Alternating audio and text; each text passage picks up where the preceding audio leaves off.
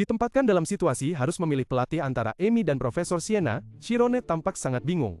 Amy berusaha meyakinkan dia untuk memilihnya, menekankan hubungan mereka.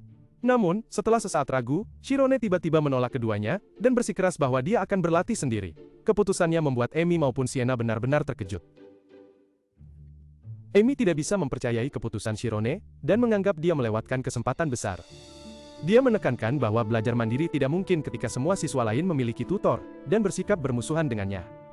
Shirone dengan tenang menjelaskan bahwa dia tidak ingin menjadi beban, lalu dengan cerdik menunjukkan bahwa Amy sendiri juga mengejar tujuan yang lebih tinggi, sama seperti dirinya. Kata-kata Shirone membuat Amy bingung dan tidak bisa membantah. Shirone kemudian berbalik ke Sienna, berharap dia akan percaya pada keputusannya.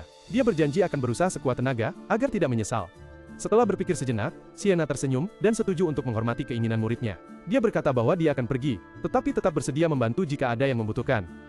Sebelum pergi, Sienna dengan tegas memperingatkan Amy tentang memasuki asrama pria tanpa izin, yang membuat Amy terkejut dan mengiyakan. Ketika Sienna sudah tidak terlihat, Amy menghela napas lega dan ambruk duduk, karena terlalu takut. Dalam suasana canggung, Amy buru-buru mengucapkan selamat tinggal. Namun, sebelum pergi, ia berbalik dan mempertanyakan Shirone, mengapa ia menghindarinya. Ia merasa Shirone seharusnya memberitahunya tentang penindasan itu, sekaligus bertanya apakah itu karena harga dirinya terluka. Shirone menyangkal, menjelaskan bahwa ia tidak ingin menciptakan jarak di antara mereka. Jawaban Shirone membuat Amy sangat bingung, dan batuk tak henti-henti. Shirone pun mengakui bahwa Amy adalah tujuannya untuk berkembang. Amy tampak kecewa, berpikir ia hanya menganggapnya sebagai target untuk dilampaui. Shirone melanjutkan penjelasannya, bahwa sejak awal masuk sekolah, ia sudah melihat namanya di puncak peringkat. Setelah pengakuan Shirone, Amy masih bingung dan agak marah. Dia menanyai Shirone tentang bagaimana Shirone baru saja memanggilnya senior dengan ramah, namun diam-diam menganggapnya sebagai target untuk dilampaui. Dia meminta Shirone berhenti memanggilnya senior jika dia benar-benar ingin melampauinya. Sebaliknya, Amy menantang Shirone untuk bersaing secara terbuka dan jujur. Dia menyatakan jika Shirone tidak bisa cepat menyusul, dia harus memanggilnya senior seumur hidupnya. Menanggapi tantangan itu, Shirone sama sekali tidak goyah, dan dengan percaya diri, menyatakan akan segera menyusulnya. Amy mengejek bahwa Shirone harus berusaha sekuat tenaga, lalu dia tiba-tiba melompat keluar jendela dan menyatakan bahwa pada saat itu, dia sudah lama lulus. Mengikuti Amy hingga dia menghilang dari pandangan, Shirone semakin bertekad dengan jalur pelatihan dirinya. Dia merasa menyesal, tetapi percaya bahwa ini adalah hal yang harus dilakukan, karena para pengganggu selalu mengawasinya. Waktu tidak banyak tersisa, hanya 1 bulan lagi sampai ujian promosi awal. Waktu mulai berjalan mundur, dan keesokan harinya setelah sekolah usai, dia memulai rencananya sendiri. Suasana di akademi menjadi semarak saat ujian kenaikan tingkat semakin dekat. Banyak siswa membicarakan tantangan mempelajari sihir teleportasi instan hanya dalam 1 bulan, khawatir tentang penerapannya di dunia nyata.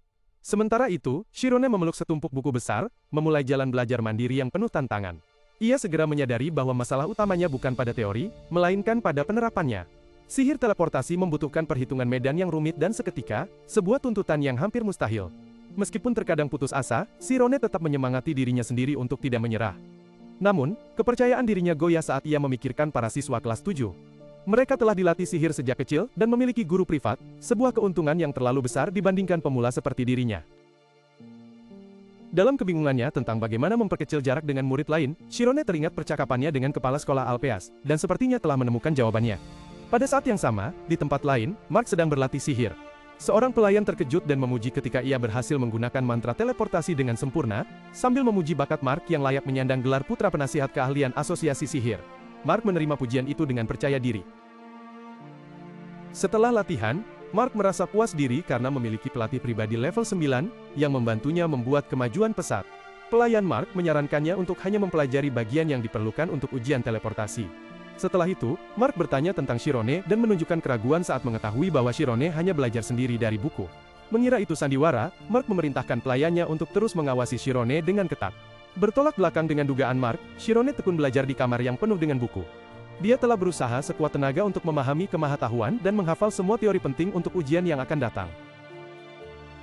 Di arena latihannya sendiri, Shirone merasa tidak punya banyak waktu lagi, dan belum sepenuhnya yakin pada kemampuannya. Ia memutuskan sudah saatnya untuk menguji sihir yang telah ia teliti. Saat Shirone mulai mengaktifkan energi, matanya bersinar, dan ia mencoba menerapkan teori kuantisasi ke wilayah jiwa. Dalam momen konsentrasi tinggi, Shirone tiba-tiba menyadari bahwa dirinya sendiri adalah penghalang terbesar dalam mencapai kemahatauan.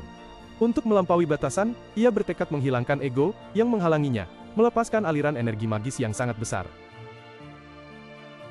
Shirone gembira saat merasakan sihir sedang diaktifkan. Ia bersiap untuk berpindah tempat tetapi menghadapi kendala besar. Manusia tidak dapat menghitung nilai cahaya.